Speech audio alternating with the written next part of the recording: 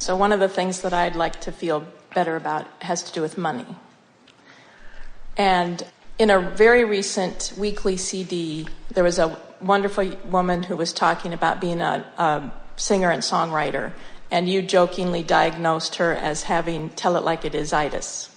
And I feel that way about money. I feel like I've done some positive work around the issue of money and can get into a good feeling place about it, but I feel like I have to be honest about it for a couple of reasons. I feel an obligation to be truthful, but I also I think I feel some fear that if I say, oh, things are great, that then there'll be expectations of me. But you see, but here's the thing. The reason that you don't want to say, hey, things are great, when they don't feel like they're great, is because there's a contradiction of energy. We don't want you to do that either.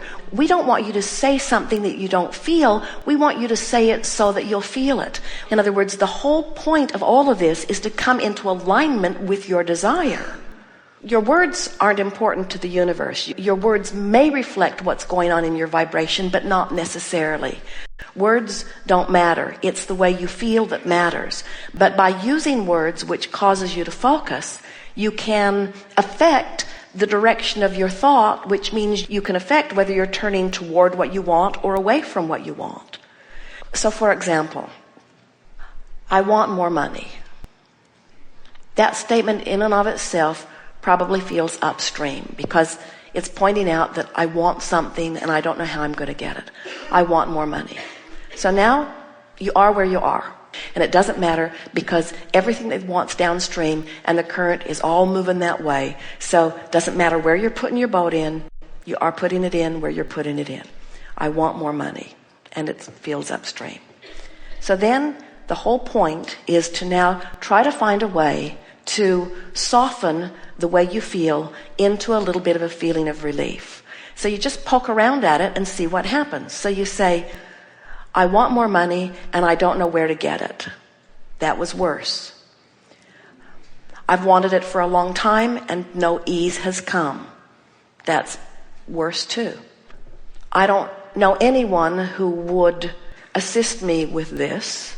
And even if they would, I wouldn't want that anyway because I like to do things on my own. So now you talk to us, if you will, for a little bit about money. Just describe this is a topic that's important to a lot of people. Just describe your positioning relative to money. All right. It's not going to sound good. All right now. Because the drum that I beat is... Even before you said anything, the expression on your face said it all. So don't lose track of the work. In other words, you do have a little tell it like it is also. And there is this I've got to face reality thing that's going on with a lot of you. But we've been wanting to dispel that a little bit with all of this by helping you to understand, of course it's natural that you would do that, but it does not serve you. The work is to make statements of relief. Well, I do like that feeling of meeting people who say, money comes easily to me. And I like that. I like that it doesn't threaten me. I like that I appreciate that. Because I really believe that they're having money and having money come easily to them doesn't in any way take it from me. In fact, it feels like it's bringing it closer to me because I wouldn't be drawing those people with those experiences to me if that wasn't coming closer to me. Good. So that feels good. All right, now keep reaching for relief. Remember, relief doesn't mean figuring it out. It just means stopping the struggle. Relief doesn't mean figuring out how to get the money. It just means not feeling unhappy in the now. Relief doesn't mean solving the problem. Relief just means not fussing over the problem. You don't have to find the solution to feel better. You can just find the belief that you're going to find the solution. Feel the difference? Stay with it. I'm sick of all this. I'm sick of dealing with this issue. Now that feels sort of downstream, but upstream, but I think I jumped there. Well, here's the thing. You were never very far from there. You are sick of it. You're sick of it. It's been too long. You've been trying too hard. But the thing about having something that's potent like that is that when you isolate that you feel that way, and it took a little while to do it, when you find a thought that really is relief from that, you will feel the relief. And what almost nobody understands is the power in that relief, because it's the turning and going with the flow. So we're not going to lunch until you find something.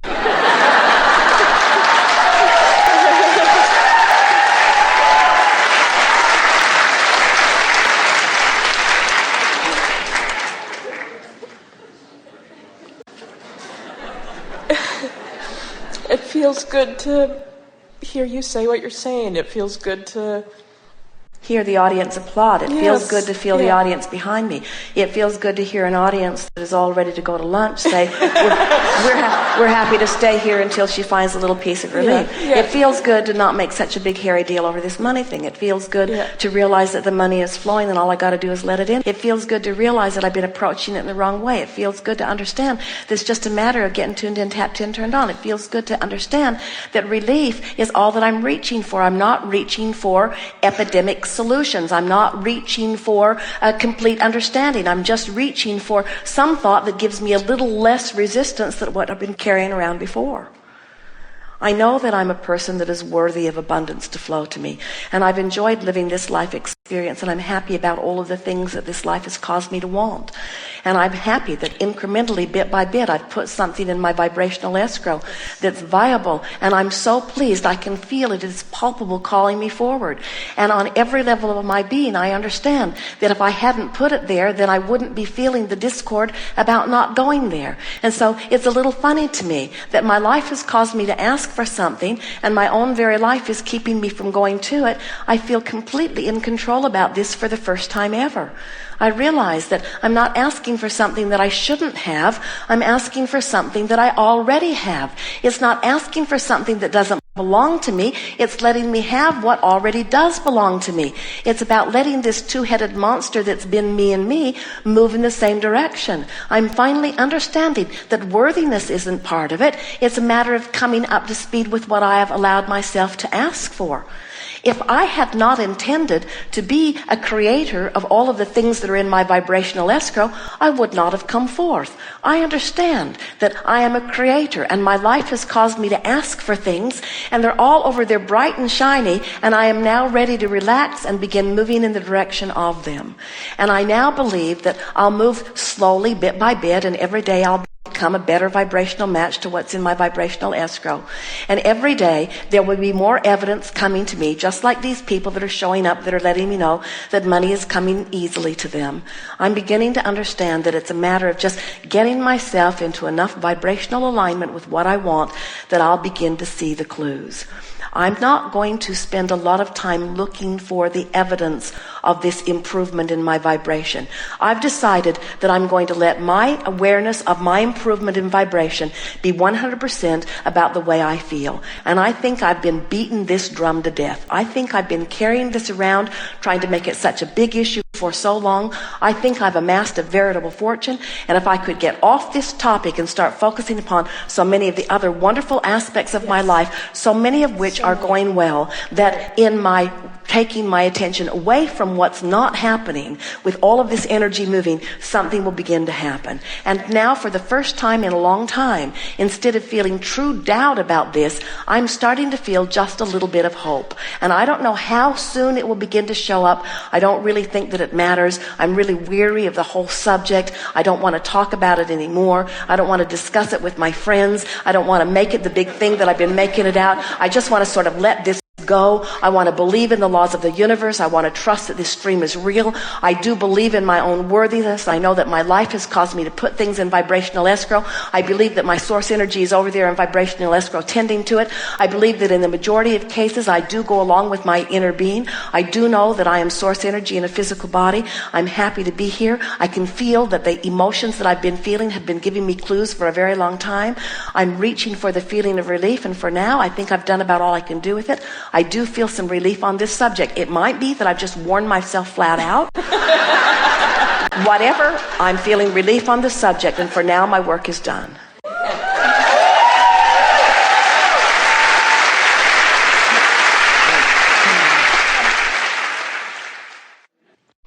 You have a powerful current of who you have become calling you forward at all times, and you simply cannot buck that current. You can hold yourself in opposition to it to some degree. It beats up on you pretty good when you do it. But when you have that which you call your death experience, we prefer to call it croaking. When you have your croaking experience, we like to be as disrespectful as we can because there is no death. When you have your croaking experience, you will, with one fell swoop, reemerge into the fullness of that which life has caused you to become. But while you are still here in these physical bodies, you can, if you choose, enough thoughts that are in opposition to who you have become, you can hold yourself cross current of this fast moving stream. And the way you feel is an absolute indicator of how relatively easily and often you move and go with the current, or how you hold yourself in opposition to the current. The emotion that you feel is literally every bit of it about that. So when you feel elation, it means that the thoughts that you're thinking right now are pretty much a match to the thoughts that who you really are is thinking. You're like a two-headed monster. We just want to get both heads moving in the same direction. When you're feeling fear, your thought in this moment is moving in opposition to who you really are. When you're feeling frustration, you're moving in some opposition. When you're feeling depression, you're really moving in opposition. When you feel revenge, less opposition than despair or depression, but much more than anger. When you're feeling anger, you're moving in opposition to the stream. When you're feeling hope, less resistance. When you're feeling love, no resistance. When you're feeling appreciation, no resistance. When you're frustrated, resistance. When you're worried, resistance. When you're disappointed, resistance. When you're hopeful, less resistance. So you begin to get the idea that by deliberately directing your thought, you can affect the allowing or the resistance of your energy stream. You are bringing yourself more into alignment or more out of alignment with that strong signal that law of attraction is predominantly responding to. We are eager to talk with you about anything that is important to you. We see our value in helping you to remember who you are. We see you as you are from your broader non-physical perspective. And while we can hear the details of whatever it is that you are living, we want you to know that our undivided attention is upon that which you have really become. And every word that we offer to you is with the intent of assisting you in finding just a little closer vibrational vicinity to who you really are. You have some things you want to talk about? You do. Begin right here. Come forward if you will. Yes, you are the one. We have enjoyed this interaction immensely. It is delicious to come together with those like you who are understanding more in every day who you are. Be easy about this. Life is supposed to be fun. This is not a big hairy deal here. Life is supposed to be fun. You didn't come forth to change anything major. You came forth to create. You came forth to manage your own vibrational sphere. You came forth to come into alignment with who you are. You came with the intention of experiencing joy in the process. Let everybody off the hook. Tell them all that they don't have to be or do anything to please you. And let your undivided attention go toward your personal alignment. And then watch how far your power of influence goes as person after person joins you in understanding the perfection of who you, each and every one of you, are. There is great love here for you. And for now, as always, we are eternally and joyously incomplete.